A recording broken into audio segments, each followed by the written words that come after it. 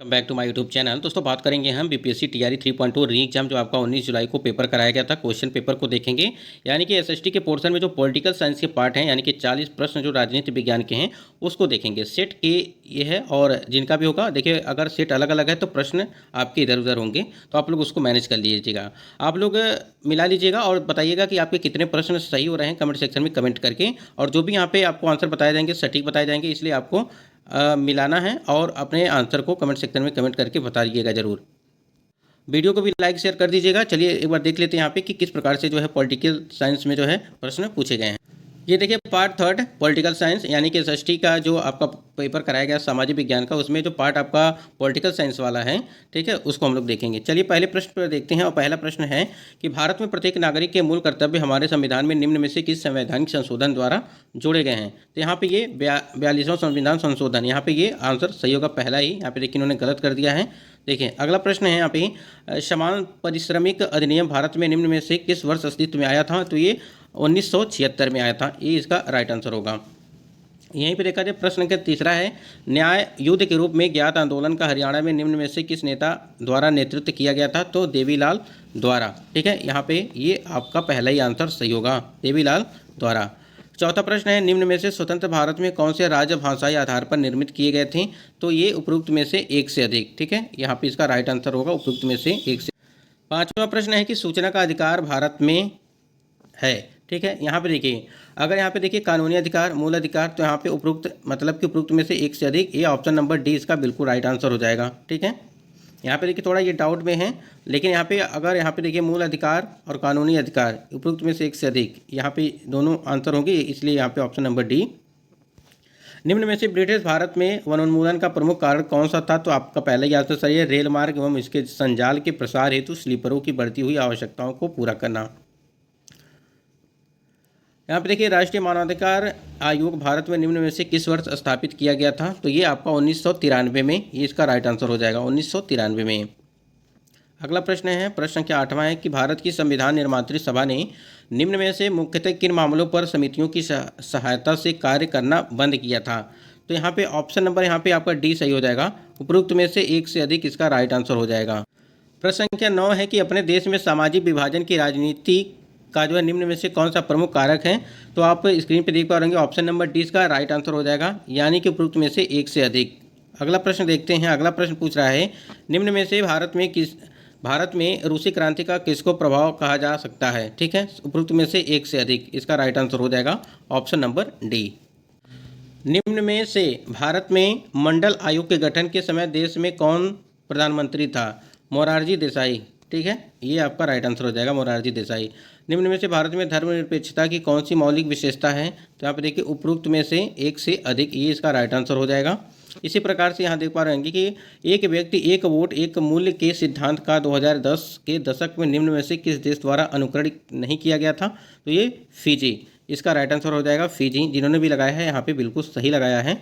निम्न में से लोकसभा का कोरम कौन सा है। तो यहाँ पे देखिए यह सदन की कुल संख्या का 1/10 है। यहाँ पे ऑप्शन नंबर जो है ए इसका बिल्कुल राइट आंसर हो जाएगा। 14 के बाद हम लोग 15वें प्रश्न पर देखते हैं, भारत के संविधान में वाक्यांश राज्यों का संघ निम्न में से किसे स्पष्ट करता है। तो देखिए उपरोक्त में से एक से अधिक, जिन्होंने यहाँ पे डी लगाया होगा इनका राइट आंसर होगा। यहीं पे देखा जाए स्वतंत्रता के समय निम्न में से किसने रियासतों को भारत में शामिल होने हेतु मनाने का कार्य लिया था। तो यहाँ पे option number A Sardar Vallabh भाई पटेल, ये इसका राइट आंसर हो जाएगा। धन विधेयक राज्यसभा में भारत के अंतर्गत पुनः स्थापित नहीं किया जा सकता, यह प्रावधान भारत के संविधान के किस अनुच्छेद में पाया जाता है। तो देखिए यहाँ पे ये बिल्कुल यहाँ पे देखिए अनुच्छेद जो 109 है आपका, ये यहाँ पे इसका राइट आंसर होगा। 17 के बाद हम लोग 18वें प्रश्न पर चलते हैं और 18वां प्रश्न कह रहा है कि भारतीय राष्ट्रवाद निम्न में से किस तत्व को अपने में मुख्यतः समाहित रखता है। तो यहाँ पे उपरोक्त में से एक से अधिक, इसका राइट आंसर हो जाएगा। अगला प्रश्न है 19 नंबर, भारत में सामान्य निर्वाचन में एक प्रत्याशी हेतु शैक्षणिक योग्यताओं के अभाव के संदर्भ में निम्न में से कौन सा कथन सही है। तो देखिए ये डाउटफुल प्रश्न है, ठीक है, तो इस पर हम लोग थोड़ा सा डाउट में रखेंगे।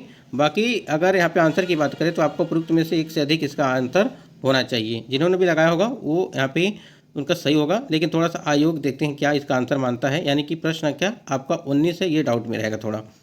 अगला प्रश्न है, निम्न में से कौन सी व्यवस्था प्रत्येक व्यक्ति को अपना स्वयं उत्पीड़क होने का अधिकार प्रदान करती है? तो ये आपका लोकतंत्र है। ठीक है, लोकतंत्र जिन्होंने लगाया होगा उनका यहाँ पे सही होगा। 20 के बाद हम लोग 21 नंबर प्रश्न पर देखते हैं, राज्यों में निर्वाचनों की आवश्यकता के संदर्भ में निम्न में से कौन सा कथन सही है? तो देखिए, उपरोक्त में से एक से अधिक यहाँ पे कथन जो है वो सही है, यानी कि ऑप्शन नंबर डी। 25 नंबर प्रश्न है कि भारत की संविधान निर्मात्री सभा की सलाहकार समिति निम्न में से किन कार्यों के लिए स्थापित की गई थी? तो उपरोक्त में से एक से अधिक, मूल मामलों के लिए, भाषाई मामलों के लिए, प्राकृतात्मक मामलों के लिए। ठीक है, तो उपरोक्त में से जो है एक से अधिक, ऑप्शन नंबर डी इसका राइट आंसर हो जाएगा। 23 नंबर प्रश्न पूछ रहा है कि निम्न में से भारत में लोकतंत्र की सफलता हेतु कौन सा प्रमुख कारक है? तो देखिए, यहाँ पे अगर इसके आंसर की बात करें तो उपरोक्त में से एक से अधिक, यानी कि ऑप्शन नंबर डी इसका राइट आंसर हो जाएगा। तो देखिए, यहाँ पे 23 के बाद हम लोग 24 नंबर प्रश्न पर देखते हैं। 24 नंबर प्रश्न में पूछा जा रहा है, निम्न में से भारत के सर्वोच्च न्यायालय तथा उच्च न्यायालयों के बारे में कौन सा कथन सही है? तो अगर इसके आंसर की बात करें, देखिए उपरोक्त में से एक से अधिक इसका राइट आंसर होगा, यानी कि ऑप्शन नंबर डी इसका राइट आंसर होगा। और आप लोगों ने देखा होगा पॉलिटिकल साइंस में बहुत सारे ऑप्शन जो है ऑप्शन डी ही यहाँ पे सही हो रहे हैं। निम्न में से भारत में लोकतंत्र की मुख्य चुनौती कौन सी है? तो देखिए, इसका अगर 25 नंबर की बात करें तो उपरोक्त में से एक से अधिक इसका भी राइट आंसर होगा। उसके बाद यहाँ पे प्रश्न संख्या है 26 नंबर, भारत के संविधान की प्रस्तावना को निम्न में से किसके द्वारा राजनीतिक कुंडली बतलाया गया? तो यहाँ पे देखिए के.एम. मुंशी द्वारा। ठीक है, के.एम. मुंशी द्वारा, ये यहाँ पे ऑप्शन नंबर ए इसका राइट आंसर हो जाएगा। राज्यसभा में सीटों की आवंटन हेतु प्रावधान भारत के संविधान की किस अनुसूची में सन्निहित है? तो ये आपका जो है चतुर्थ अनुसूची में है, यहाँ पे राइट आंसर हो जाएगा। 27 के बाद 28 नंबर प्रश्न है कि राजा राम मोहन राय निम्न में से किस क्रांति की विरासतों में मुख्यतः बहुत प्रभावित थे और उन्होंने राष्ट्र राज्य के निर्माण हेतु कार्य करना शुरू कर दिया? तो यहाँ पे देखिए आपका आंसर होगा वो फ्रांसीसी क्रांतिकारी विरासतों का, यहाँ पे राइट आंसर होगा। ठीक है, उसके बाद यहाँ पे 28 के बाद हम लोग 29 नंबर प्रश्न पर देखते हैं कि राजनीतिक दलों की सूची फर्स्ट को उनके स्थापना वर्ष की सूची सेकंड से सुमेलित कीजिए और सूचियों के नीचे दिए गए कूट से सही उत्तर चुनिए। यहाँ पे सूची फर्स्ट और सूची सेकंड दी गई है, जिसमें राजनीतिक दलों के नाम और उनके स्थापना के वर्ष दिए गए हैं। ठीक है, तो यहाँ पे अगर देखा जाए इसके आम आंसर आपको बता देते हैं। 29 नंबर का ऑप्शन नंबर जो यहाँ पे सी नंबर है, यहाँ पे इसका राइट आंसर हो जाएगा। ठीक है, यानी कि ए का जो है 4 नंबर, बी का यहाँ पे जो है फर्स्ट नंबर, सी का जो है सेकंड नंबर और डी का जो है थर्ड नंबर, ये आपका ऑप्शन नंबर यहाँ पे सी इसका राइट आंसर होगा। इसी प्रकार से आगे प्रश्न देखते हैं। 30 नंबर प्रश्न पूछ रहा है कि डीवी डॉक्टर वी.आर. अम्बेडकर निम्न में से किस तिथि को जो है प्रारूप समिति के अध्यक्ष नियुक्त किए गए थे? तो ये सबको पता है। देखिए, उपरोक्त में से कोई नहीं। ठीक है, यानी कि जो क्वेश्चन नंबर 30 है यहाँ पे उपरोक्त में से कोई नहीं इसका राइट आंसर हो जाएगा। ठीक है, ये अगर इसके आंसर की बात करें तो देखिए इसका जो आपका आंसर होगा वो होगा आपका 29 अगस्त 1947। ठीक है, 29 अगस्त 1947 ये आपका आंसर होगा। तो यहाँ पे ऑप्शन में नहीं है, तो यहाँ पे आपका ई नंबर ही सही होगा। प्रश्न संख्या 31 है कि निम्न में से 1928 में मोतीलाल नेहरू तथा अन्य द्वारा एवं 1931 में भारतीय राष्ट्रीय कांग्रेस के कराची अधिवेशन द्वारा प्रारूपित भारत के संविधान की कौन सी सामान्य विशेषता थी? इसके आंसर की अगर बात करें, देखिए प्रश्न जो है आपका 31 नंबर पूछा जा रहा है और 31 नंबर प्रश्न की ऑप्शंस की बात करें तो ऑप्शन नंबर इसका डी बिल्कुल राइट आंसर होगा, यानी कि उपरोक्त में से एक से अधिक होगा। ठीक है, और देखिए आगे 32 नंबर प्रश्न पे निम्न में से कौन सा कथन भारत में समानता के अधिकार के बारे में सही है? तो देखिए यहाँ पे इसका भी ऑप्शन नंबर डी ही सही होगा, उपरोक्त में से एक से अधिक। निम्न में से किसने परिभाषित किया था कि लोकतंत्र एक ऐसा शासन होता है जिसमें प्रत्येक का एक भाग होता है? ठीक है, 33 नंबर प्रश्न के अगर आंसर की बात करें तो ये आपको यहाँ पे ऑप्शन नंबर ए इसका राइट आंसर हो जाएगा, सीले ने। ठीक है, ये आपका राइट आंसर होगा। 33 के बाद हम लोग 34 नंबर प्रश्न पर देखते हैं और 34 नंबर प्रश्न कह रहा है निम्न में से किसने भारत के संविधान को वकीलों का स्वर्ग बतलाया? ठीक है, 34 नंबर, तो ऑप्शन नंबर सी इसका राइट आंसर होगा, आइवर जेनिंग्स। ठीक है, ये आपका आंसर होगा। भारत में संविधान निर्मात्री सभा के लिए निर्वाचन हुए थे। ठीक है, तो आपको अगर बता दें यहाँ पे 35 नंबर का आंसर, देखिए इन्होंने पहले लगाया था कि जुलाई 1946 में, लेकिन इन्होंने काट दिया, फिर उसके बाद उन्होंने अक्टूबर 1946 लगाया है। तो यहाँ पे जो आपका पहला ऑप्शन है यही यहाँ पे सही होगा, जिन्होंने यहाँ पे पहला लगाया होगा जुलाई 1946, यहाँ पे इसका राइट आंसर। 36 नंबर प्रश्न है कि निम्न में से जनवरी 2019 तक लोकसभा में अनुसूचित जाति अनुसूचित यहाँ पे जनजाति के लिए कितनी सीटें आरक्षित थीं। तो देखिए अगर यहाँ पे 36 नंबर प्रश्न की बात करें तो 84 सीटें अनुसूचित जातियों तथा 47 अनुसूचित जनजातियों के लिए थी। यहाँ पे ऑप्शन नंबर सी इसका राइट आंसर हो जाएगा। इसी प्रकार अगला प्रश्न देखते हैं, निम्न में से किस काल के अंतर्गत मुख्यतः भारत में ब्रिटिश शासन के दौरान नवीन प्रकार की राजनीतिक चेतना की वृद्धि हुई थी। तो इसके आंसर की अगर बात करें तो देखिए यहाँ पे जो 20वीं शताब्दी के प्रथम अर्धकाल के दौरान हुई थी, ये आपका राइट आंसर होगा, ऑप्शन नंबर बी। 37 के बाद 38 नंबर देखते हैं।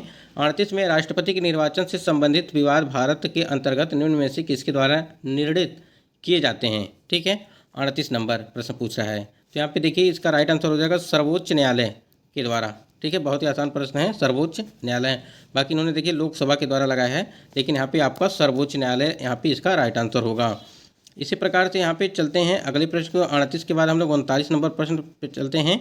39 नंबर पूछ रहा है कि निम्न में से किसने टिप्पणी की थी कि लोकतंत्र चेतना चेतन और उपचेतन मन की एकता है। ठीक है, यहाँ पे देखेंगे और 39 में जो है आपका ए नंबर जो ऑप्शन है वही सही होगा, हरनास ने। ठीक है,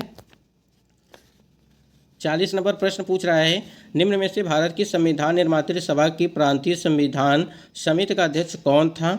बहुत ही आसान प्रश्न है ये। निम्न भारत की संविधान निर्मात्री सभा की प्रांतीय संविधान समिति का जो अध्यक्ष कौन था। तो यहाँ पे देखिए सरदार वल्लभ भाई पटेल, ये इसका राइट आंसर हो जाएगा। जिन्होंने यहाँ पे सरदार वल्लभ भाई पटेल लगाया होगा उनका सही हो जाएगा। बाकी आप देख सकते हैं इन्होंने उपयुक्त में से कोई नहीं लगाया है। यहाँ पे ये पॉलिटिकल साइंस के जो है 40 प्रश्न थे। आपके कितने प्रश्न सही हुए हैं वो कमेंट सेक्शन में कमेंट करिएगा, और जो डाउट वाले प्रश्न है उसको आप लोग जरूर ढूंढिएगा कि उसका आंसर क्या होगा। ठीक है दोस्तों, वीडियो को लाइक शेयर कर दीजिएगा, और चैनल पर पहली बार विजिट किए हैं तो चैनल को भी सब्सक्राइब करके बेल आइकन को प्रेस कर दीजिएगा, जिससे हर लेटेस्ट अपडेट आपको मिलती रहे।